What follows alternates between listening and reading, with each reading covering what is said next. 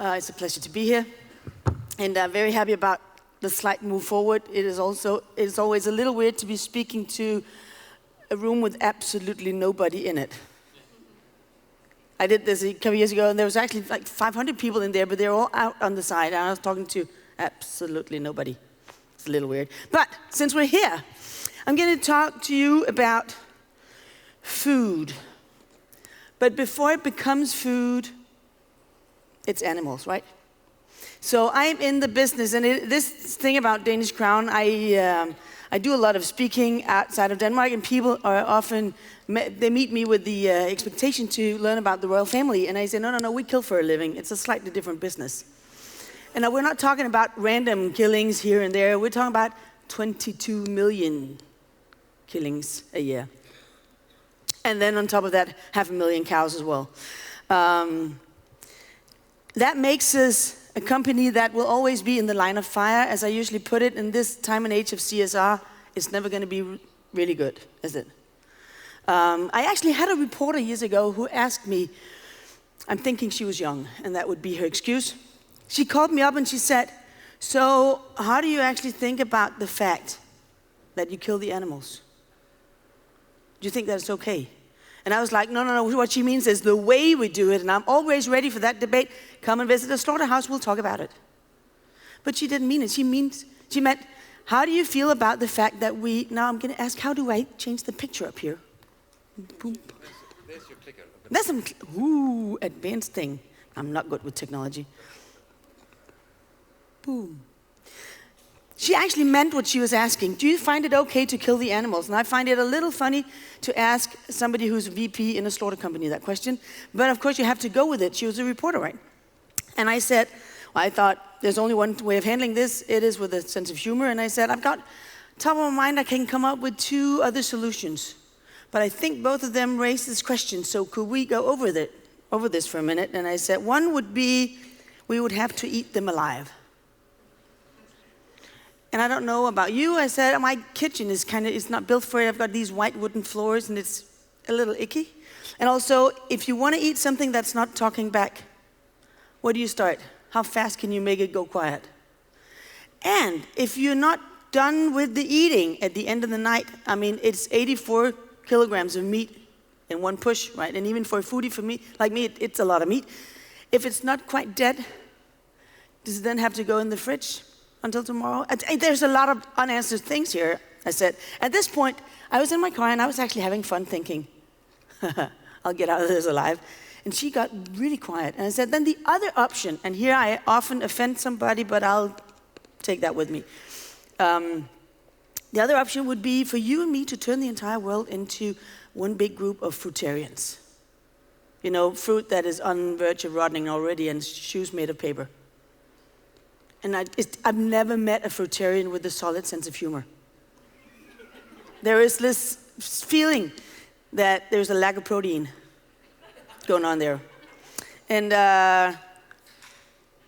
he or she was not saying anything. And I said, it would be too sad a world for me to live in. I can't cope with that. So this is the kind of questions we get asked.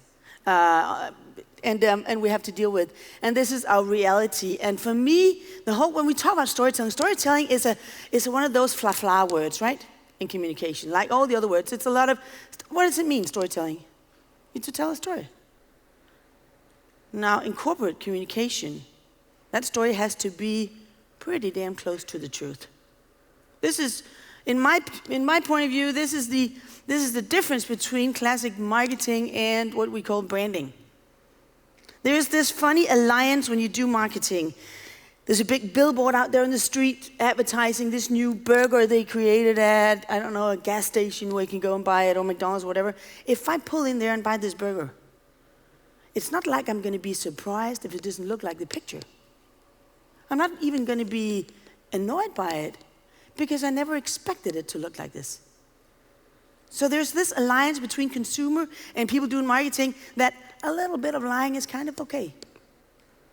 If I buy the laundry detergent and I, that same afternoon, sort of had got my entire t-shirt wrapped around my bicycle chain with the oil in it, and then I buy this that advertises that it can take everything out, and then I go home and wash it, I'm not going to be surprised if it doesn't come out.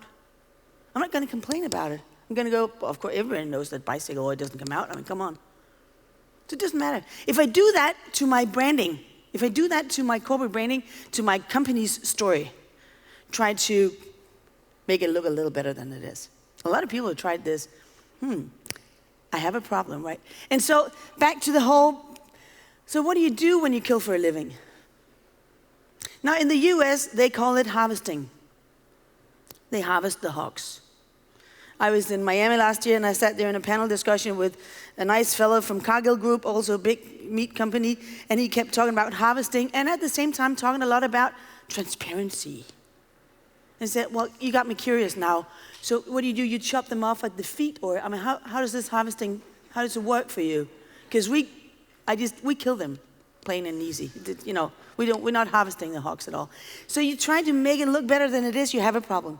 Of course, that also creates an issue. This is a floor, but it is not red. It is a gray floor. Hope you swallowed your breakfast. I'm not squeamish. You kill animals, there will be blood. This is that floor. Is it disgusting? I don't know. Do you eat meat? Yes. Well, then that's. Of course, you do it decently and humanely and everything. Look at these cutie little ones. They're 5 months old at this point, and they're on their way to the slaughtery. No, we don't do the nasty stuff with the electric-driven things and electrify them or anything. We just sedate them. They go 8 meters down underground, and they're gassed. And they come up, and they're not quite dead, but believe me, they're not going to wake up anytime soon. And this is when we stab them. So that's the story. That's how we do. And we do it 1,300 times an hour. It's so fast. There's no screaming, there's no yelling, this is what we do. You wouldn't want to eat it if we hadn't taken the hair off. So for me, storytelling, and this has provoked some people, but it's also helped the company stage itself, because once you start saying, this is who we are, and we will show off any kind of production we do, we will make sure that we'll take the debate rather based on facts than based on myths. So, because this is one of our issues. And I brought this with me because people like Sir Paul McCartney, I mean, if he wants a mic to talk into, somebody will give it to him, right? So what he means about stuff, what he says, kind of matters. And he says, if slaughterhouses had glass walls, everybody would be a vegetarian. This is a slaughterhouse. We have glass walls everywhere. And we invite about 30,000 people to come and see slaughterhouses every year. And we've done that for 10 years. And every time anybody has an opinion, my answer will be, meet me at a slaughterhouse, let's talk about it. You want to see how we do? Let's talk about it. Every politician in Denmark has been there. Most politicians from outside of Denmark has been there. And school kids and everything. One of the questions that school kids ask is, why do you do graffiti on the backs of the pigs? Well, this is the way we mark up who's going to die. So staging that story and make sure that it is out there. It gives a lot of ethical dilemmas, a lot of discussions that we need to address in the company in terms of how we do things. Because if you want to do this, if we want to talk about transparency, we're not creating one little corner over here and have one nice slaughterhouse and then the other ones are nasty, right? It's the full Monty. And this was the starting point for me. We kill for a living. We're owned by farmers. Sounds kind of cute. Well, farmers politically, not always a good thing, right?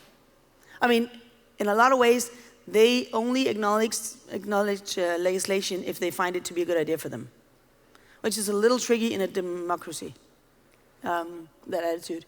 We move Danish jobs to countries with lower production costs. Yes, all the time. We transport live animals. Yes, every day. We produce canned meat, and when I brought this along, we also produce really high-end beef, but I brought this along it's one of those examples that I get a phone call in early morning at 5:40. This happens a lot. It's the national radio news calling me saying, now the Consumer Council, which is an NGO, the readers of their magazines have just named one of your products the ickiest product in Denmark. What do you have to say for yourself? Once again, you can only go with this with a sense of humor.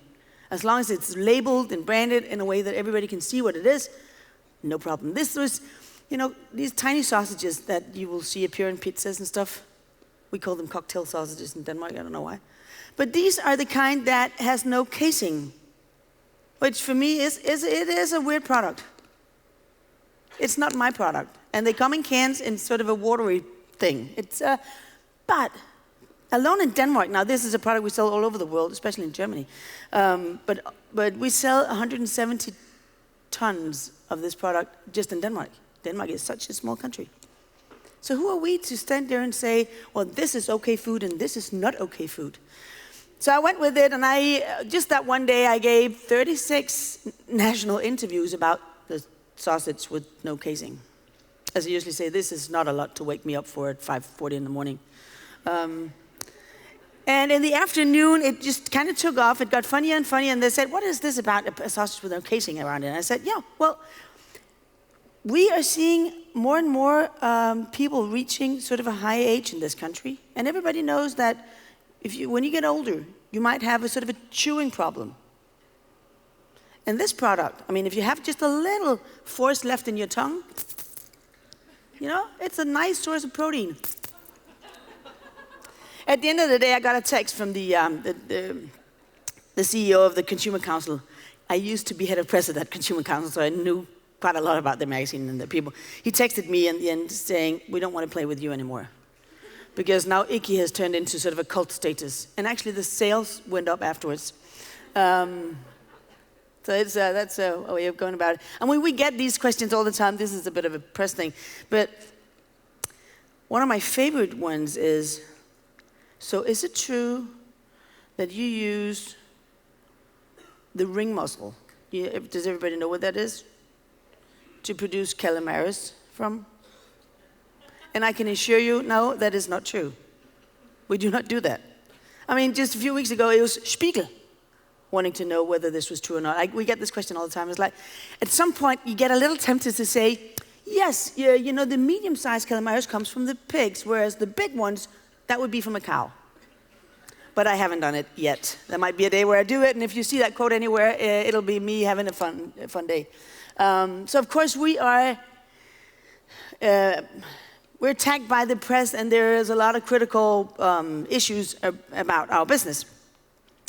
And well, I'm not going to go into that story, bother you with it, but in terms of we close down factories because we see a production going down of slaughter pigs in Denmark, and well, there's just too many examples of us not being somebody you would want to be seen with somewhere.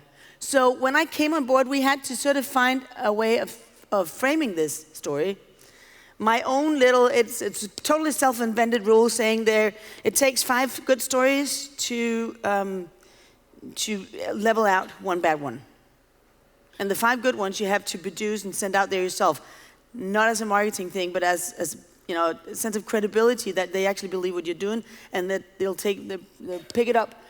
And of course, it helps a little bit that sometimes in a radio interview, it's not the one big lady in the pink shirt, it's the other big lady in the pink one answering the radio questions.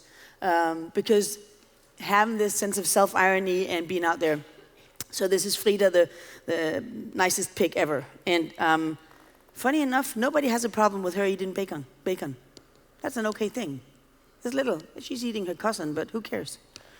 But she's out there. So what I came up with, and this is not rocket science, and that brings me back to the whole, what is storytelling? Storytelling has to do with identity, in my point of view. Storytelling has to frame that identity, and that identity cannot be created on anything else than what you actually are. And you have to keep testing it every day, saying, if we call ourselves this, is it then true? So at 2:40 one night, I came up with it and I said, this is who we are. I pulled the plug on the mission and the vision and fla, fla, fla, fla. All these values that every company is based on, saying, we have 4 core values, like we show respect, we are ahead of other people, we are fla, fla, we are fla, fla. It's the same thing, right? Show me one company that will define for themselves a core value saying, we would like to do things a little disrespectful. And if we could be just a little bit behind everybody else, it would be great. Nobody defines it. That means that these 4 values is about basic decency. It has nothing to do with specifically my company or your companies. Of course we show respect. No, if you don't, you're out of business. So that is not specific. It has nothing to do with that specific company's identity, and you can't implement it. Not in a company like ours. So I pulled the plug on everything that night, and I said, this is who we are. It's all about food. Not as a marketing slogan, it took 4 or 5 years before it actually went out on packaging, and today you see it on trucks all over the world. And in the beginning it was like, that's not fancy, that's not smart. Everybody can say that. Yeah, but everybody doesn't say it. What it is a story that says, if you as a farmer produce animals to deliver at this slaughter company, you should go out and look at your animals on a daily basis and ask yourself, now if people came and saw what I was doing, would they consider it food production? Now if you deliver a pig with a residue of antibiotics, is it then considered food? Of course it isn't. There's no medicine in food, right? Then you're not producing food. If you're not producing food, you're not delivering animals to Danish ground. As a slaughter worker, you go through these sort of locks of hygiene, but there are ways of cheating that system. And sometimes we get this guy who's annoyed with the management or whatever who jumps over it, or he just thinks, come on, I washed my fingers 4 times already this day, and I was just out, to take a pee. And I'm not going to comment on how fast soap disappears in the men's bathroom, but science has gone into this, and it takes a long time. He should ask himself, standing there, would I bring home this product and serve it to my family tonight? If he has any doubt, we're out of China, we're out of Japan, well, we're already out of Russia, and we can't really afford to be out of more countries. We're the largest meat export company in the world. 93% of what we do comes from export. So, and then of course it ties you down. So when we communicate the company, it has to be all about food. So it's all about food when we present the new CEO of Danish ground beef. This is the official picture. I mean, trust me, these guys did not come on board saying, yeah, that's a great idea. They go like, no, I'd like to have a tie on and see all my peers look at me like I'm a professional. But this is a professional. This is what you do. This is how we presented the new chairman and the vice chairman of the board. They were also a little, are you sure this is a good idea? But I do a lot of management by fear. So you have to. It is all about food when we tell the story about our companies and our production worldwide. It is all about food when we tell the story of how we produce the best beef in the world for steak restaurants that is matured for 90 days. And believe me, meat that is matured for 90 days, the hair grows back on. I haven't tested whether the legs also comes out again, but it is kind of, let's tell the story as it is. It is also about food when we tell the story of our export in China. And we show that as rigid they are when it comes to having access to the Chinese market. This is a wet market in Shanghai. You can see our boxes. I don't know how to, maybe it doesn't have a lot. But the Danish crown boxes are the white one in the front and the ones with blue plastic. And it's got noses and feet and penises and uteruses and in it. I mean, the worst thing you can do to me is take me to China and meet up with a big customer and they go, please, madam, we have a very nice surprise for you. We make lunch with only your products. The nose I find specifically hard. The uterus soup, can't go there. They're very rigid when it comes to food safety. And then they take it out there, and it's 43 degrees Celsius. And it's lying there, it's thawing. And you go like, what? But this is food, this is knowing your market. Knowing your market means, this is our products lying there, knowing your market means that they won't buy it if they haven't touched it. Ugh. So this is Danish ribs. And as you can see, it's totally unpackaged. And they'll pick it up, shake it a little, listen to it, smell and look at it, go like, maybe not the right size. No, I'm going to go with this one. Every piece of meat has been through 200 hands. But for me to say, ew, that's not Danish, no, this is Chinese. And believe me, if we one day have to vote about how we want to do things, they're going to outvote us by a lot of numbers. So we do that respectfully. If it's all about food, then it's all about food. When we do team building and strategy seminars, we cook. Because otherwise, it becomes just a word, just storytelling. It's all about food when we have the Minister of Food, Fisheries and Agriculture. That's the very concerned guy. We just got rid of him in the last election, which is okay. And our CEO going through the slaughterhouse. And it's all about food when we do branding. I promise you this is the last picture. When we do branding stories, then I say, I will build the most beautiful pigsty and bring it to a festival called the Most Beautiful Festival.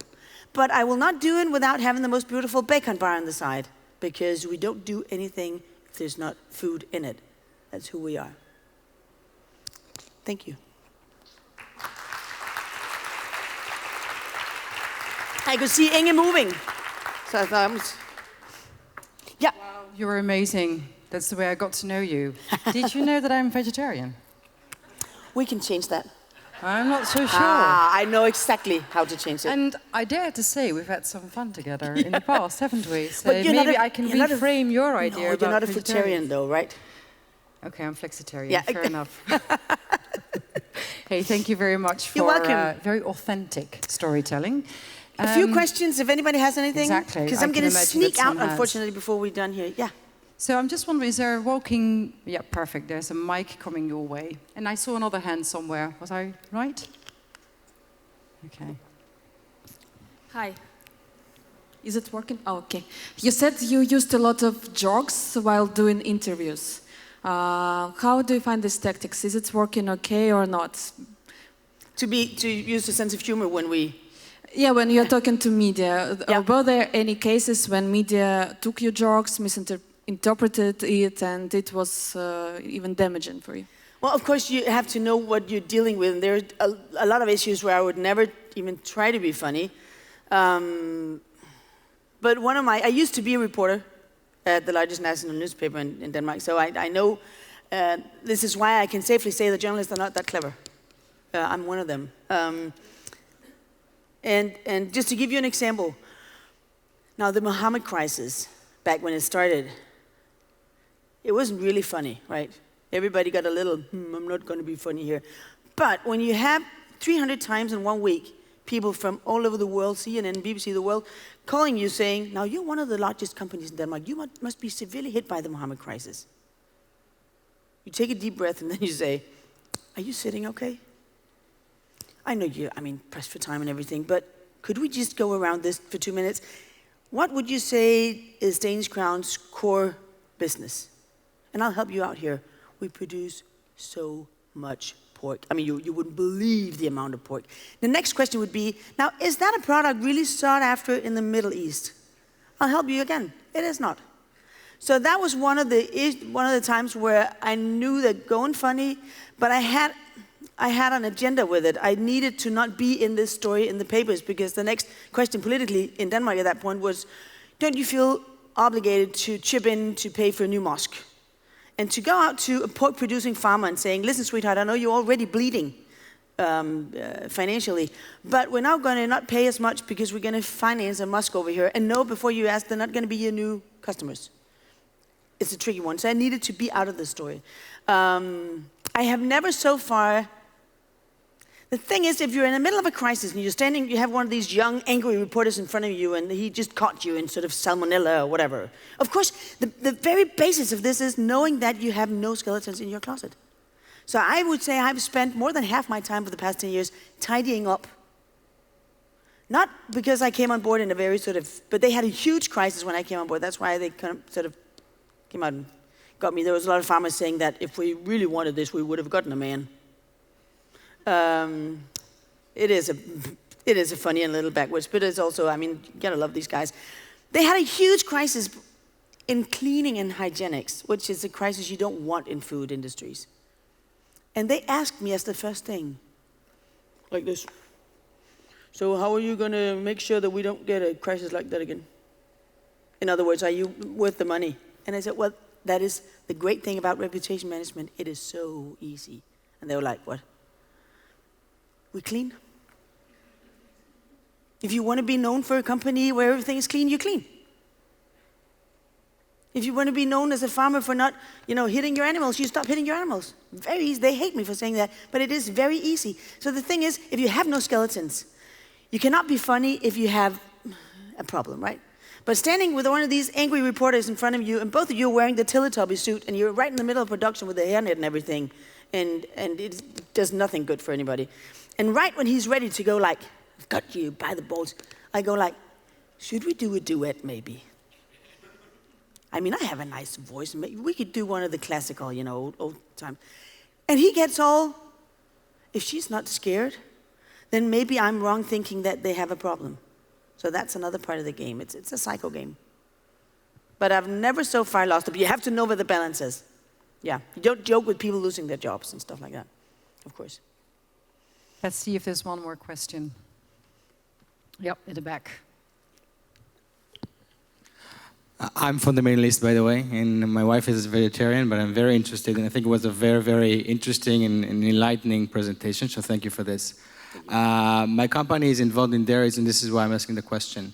How central is the health argument over time in your marketing and communication strategy? There's a lot to say about, health in terms of meat and what happens if you don't consume meat. So how central is this, if at all? It's a very, very interesting question, and also I think it's a question that reveals some of the trickiness in this business. And the trickiness being, if you're as big as we are in the world market, and you have the full range of products, which means that over the past 10, 15 years, we have we didn't mess with the genes, but we kept working on the pig to make sure that it had less fat and more meat. The meat percentage is a lot higher today. It's actually, the pigs lost 30% of their fat, which means that you cannot take a Danish ham and cure it into a Parma ham because it hasn't got enough fat on it. Now you can't because Parma has to be from Parma, but ham like Parma, you know what I mean. The thing is, so we do a lot of really lean, healthy products. There's actually a lot of diet books with pork in it. But on the other hand, what is the most famous pork product at all? And the funniest one, it's bacon. Now that's never going to be a lean product. So there was a point where one of our subsidiaries who does processed food and does the bacon and the sausages and stuff, they kept on, that we want to have like a standing in this debate about health and young people and stuff. And then I go, interesting, how fast are you going to stop producing bacon and sausages then? But that's what we live off, yes, exactly. So you cannot be the ones in that, you not stand out there being the lighthouse of that debate. So of course it's important, and it's important in terms of we lower the salt content all the time, and we, there's a lot of these areas, but to go out there and claim that position, in my point of view, you have to know your limits and have to say that as long as this is what we do, then there are things we are excluded from being in the public opinion. There are also other things that we can build up, but that's one of the reasons I did the whole festival thing, saying, let's create a room where it's not about being political, where it's about being funny to be around, because it takes the edge of some things. And then you can start pushing messages into this, but I had to build that up from the bottom. But it is very, we have in Denmark a very big dairy company as well, Arla Foods, and they're trying to push the agenda forward. But in my opinion, sometimes it means that they're also a little, well, then we just stop talking about what else we do. We're much too transparent for that. And if I want to stand on the transparency as an idea, then transparency is not something you bend, right? Either you're transparent or you're not. So beautiful line to stop. I can talk people to death. And we love you for it. So thank you very much. You're welcome. Give her a warm applause, please.